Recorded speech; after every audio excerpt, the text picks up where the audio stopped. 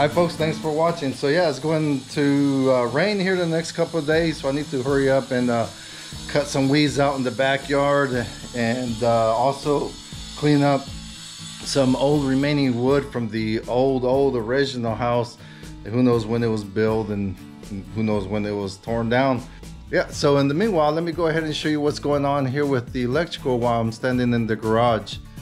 All right, so the electrician has been in the garage installing all new electrical and also preparing for electric garage doors.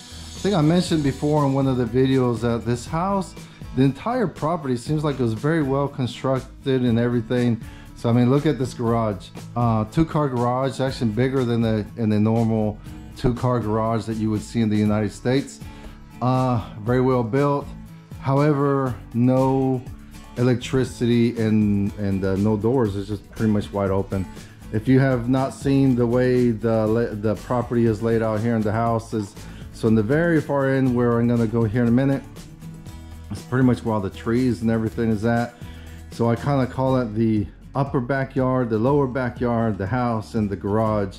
So the upper backyard is pretty clean. Weeds grow like crazy around here. Lower backyard has a lot of rocks and wood, and pretty much when they tore down the original house, they just did not remove all the debris. So that's what I'm gonna be doing here the next couple of days. I actually took about a week off from my regular job, and hopefully I can show you some of that, what's going on. At the same time, they're finishing up the house. This weekend, it's a Sunday, but the tile crew are hard at work. Poor guys, they've been working all week. Finishing up right now, they're doing the genkan, the entrance of the house, but they also laid the tile for the fireplace, which is coming next Friday. And then next week the stove is actually I guess the kitchen unit is coming too. So yeah, I'm gonna go ahead and load up as much as I can up in my little cake truck. I've covered her before. She's an awesome little truck. I call her La Chingona. Tomorrow I'll probably take you over to the recycle center in a small town called Homgo, which is a little bit higher up in the mountains from here in Miwa. And hopefully I can kind of show you the process, how that goes. Pretty much you just drive in, you weigh the truck, and they unload it, and then you pay. Yeah, before I make it out there to the upper backyard to do some weed eating and cleaning up, just want to go ahead and show the figs. Figs are coming beautifully. Look at that. Oh yes. And the kiwi, hopefully they do better this year. By the time we got to this house last year, it was not pruned and very unkept. So what I have done is tried to prune it as much as possible, and I was just noticing some new shoots coming out there, so I need to cut those down. If I'm doing it wrong, please let me know, but I pretty much tried to cut, you know, open it up, air it up, expose it to the sun, and then all those new shoots that keep coming up, cutting those off. Beautiful looking kiwi. Then turning around over here, we also have a bunch of kaki persimmons, and I have multiple of these kind of trees throughout the property. Look at that, just full of kaki. And I need to learn how they air dry it. I think you peel it and you air dry it. And then also a plum tree over here right next to it, whole bunch of plums coming. I believe those are the regular kind of plums that you get at the store. And I see some kind of turning reddish right there on the bottom. Oh yeah, at the very top I see a couple red ones over there coming along. I am so excited. One thing I'm not sure about this fig, am I supposed to cut it shorter or not? Please let me know. It's quite tall. I mean, I did cut it down quite a bit, but it's still quite tall.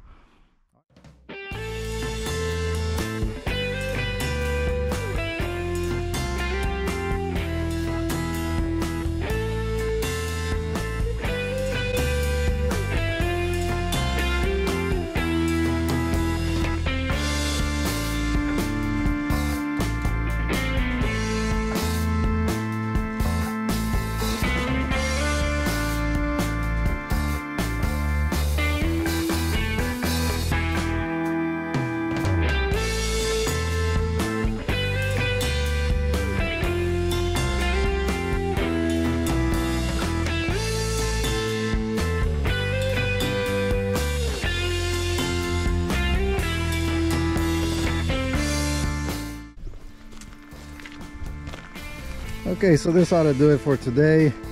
Last couple days we've been able to weed whack the lower backyard, the upper backyard, or there the hydrangea garden, and that's where I stopped. Way over there, about that part right there. That's where I stopped because starting this week I'm going to go ahead and get down there one at a time with a little sickle and dig out the roots one at a time, and kind of keep them under control. And also we are tackling all this debris that's left in the lower backyard. Take you along to the recycle center that is nearby in a little really cool town called Hongo, and it's actually a little bit higher up in the mountains up that way. Beautiful little town. Actually, that's one of the first little towns I was just kind of driving through once, and I told Choco, I was like, wow, this is a really cool place. Unfortunately, this place it's about 45 minutes to my day job. That place would be, you know, a good hour and maybe a little too cold for my bones. While I'm at it, let me go ahead and peek over here. My neighbor's garden and the rice fields, everything is starting to look really nice. This is their rice field. Not too long ago, it's flooded with water. You can hear the water coming through here. The one cool thing is we have this drainage system that comes all the way down, all the way to the street. Really impressed how Japanese people do all that. All these little towns, and I think that's kind of a part of a community task as well, to kind of clean them and maintain them. I have not been involved in that yet, but I'm sure I will. So here's the drainage system that is, I'm sure it's coming from the mountains. There's all the pump, the water right there. Really beautiful. Look at those mountains. Ladies and gentlemen, this is exactly why I moved to the rural Japan. A lot of work. I'm still huffing and puffing, but gosh, I mean, what a sense of accomplishment looking at this right here compared to the way it looked before. Still assessing all these trees, persimmons, ume, which is Japanese plums, very sour, but make liquor and stuff like that. Peach tree, all the chestnuts over there on the mountain.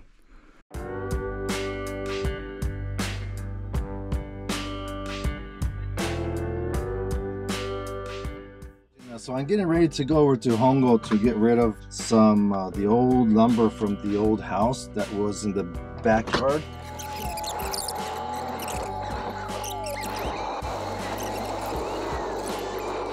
That building right here, it's like some sort of carpentry school, but every time I drive by it's closed, but I would really like to check it out.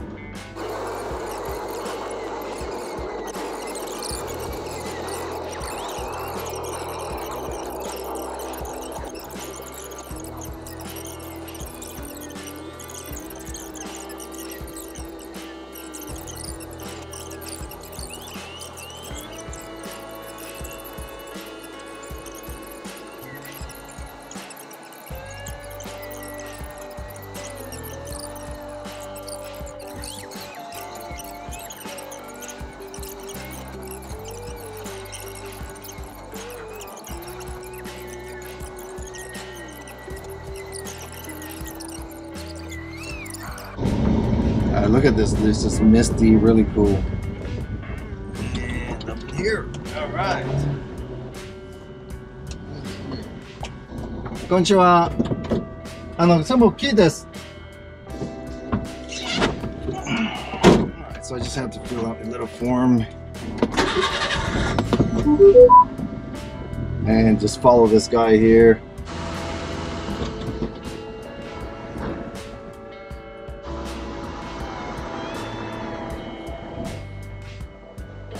One of the things I was asking him out there was concrete.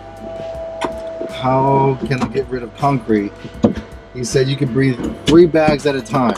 That's another issue, folks, if you have a lot of concrete that you're gonna have to deal with. All right, let's go ahead and pay. Let's see how much it's gonna be.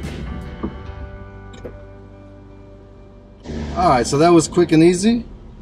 That was 2,850 yen for that truckload of, it was rather heavy, old, rotten wood.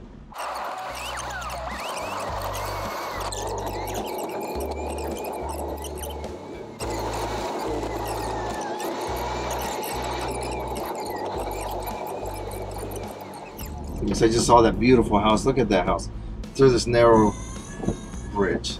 That's the beauty of having a K truck. I'm just gonna take you ditch in both ends, but look at this beautiful house right here in front of us. This one right there, gorgeous house. And that white wall all the way around it. Is that a house? I mean, it almost looks like a temple, but it looks like a house.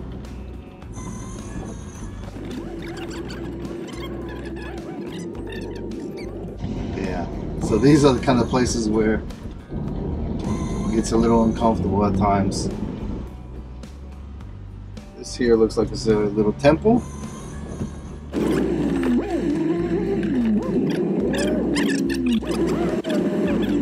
I'm not sure about that. if I have to back up, I'm not sure where I'm going to end up. All right, let's go ahead and back up here. But I love going out in these little streets on my bike. The stuff that you see and find when you're riding your bike or just walking. You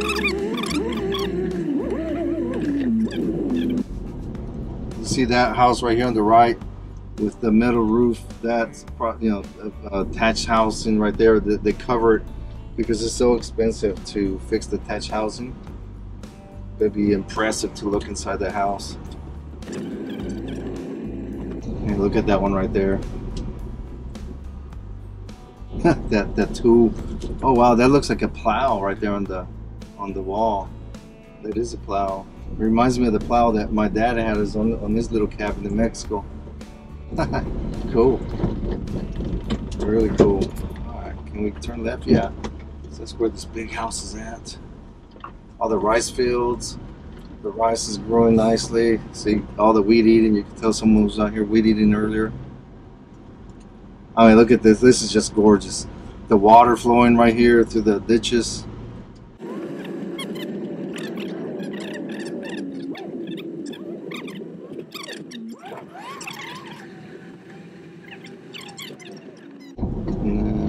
Well, yeah, there's a bunch of abandoned houses. Let's go look at that so you can see what Akiyas look like here in Japan. But see these houses, they're overgrown, the weeds are taking over. Yeah, definitely abandoned houses.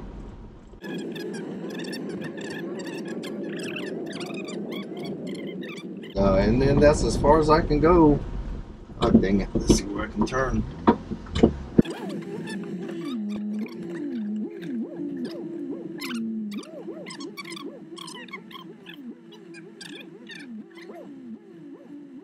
In my particular case, and I'm going to do a quick video on that one of these days, is how to obtain employment working for the US government. So it will probably pertain only to Americans at a military installation. There are many US military installations in Japan, and so therefore there are a lot of jobs. Part of the military, you know, people come to overseas as a family, right? So what does that mean? You need teachers, you need service people, you need engineers, you need professionals, and so on. It's not what you would think. And there are many very high paying jobs with certain contractors. They employ a lot of you know, computer people, cybersecurity people, and all that type of stuff. I used to think, and I think a lot of people may think the same. When was in the States, I used to think that wow, Japan, you go over there and make a ton of money. Not so much. After being here, I don't. That's gonna be tight.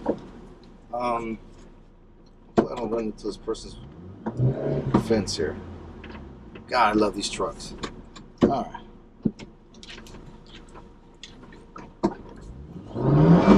And four-wheel drive. There you go. Get out of there. All right. That was close. Back to what I was saying. What was I saying? Yeah, I used to think that in Japan you made a lot of money. I don't think it's so. I guess what I'm trying to say is that you can survive on a relatively low income, I guess, very well. Let's find a little bit more wider street. My wife was here, especially when I came like 2 inches from the electric fence and ditch. So she always tells me, "You're trying to kill me. You're trying to give me a heart attack." Yes. No, I'm not, honey. All right, let's go ahead and head on back to Miwa. So anyways, yeah, living in the countryside in Japan, I think it's pretty cheap. Okay, I'll give you an example for taxes. We got our taxes not too long ago. Every April or so, you have to pay your taxes for your cars and everything. Our property taxes for the house was, oh God, maybe $400 for the year.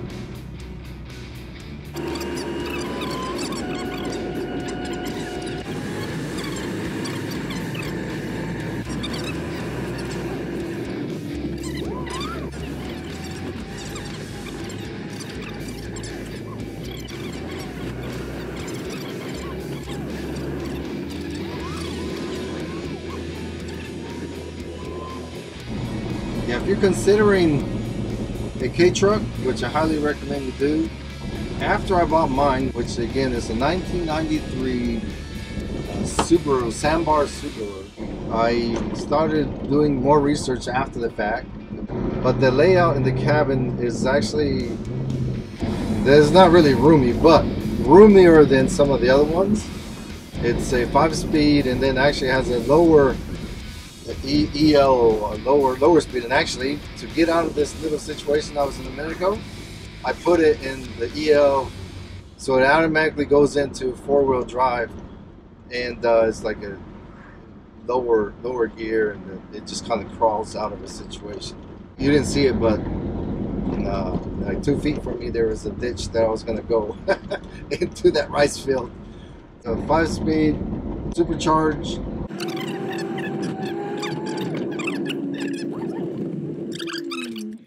All right, folks, thanks for watching. If you like what you see, please hit subscribe, share, like, and so you can continue getting notifications. Our Akiya is coming along really nice, really nice. Every day I'm surprised and really impressed with the quality of work. All right, thanks a lot. Goodbye.